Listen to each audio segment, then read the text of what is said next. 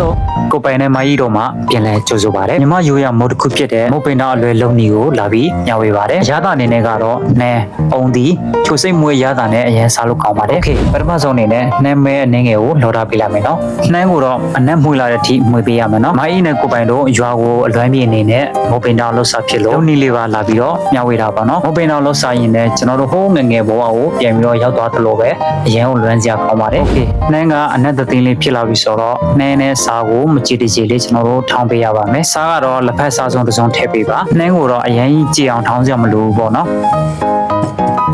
အုံသီးကိုတော့ကိုစားသလောက်လာပြီးတော့ချစ်တာပေးပါမယ်အုံသီးကတော့အဖက်ကြီးကြီးမဟုတ်ပဲအဖက်သေးသေးလေးတွေဆိုလို့ရှိရင်ပို့ပြီးတော့စားကောင်းတော့ပေါ့နော်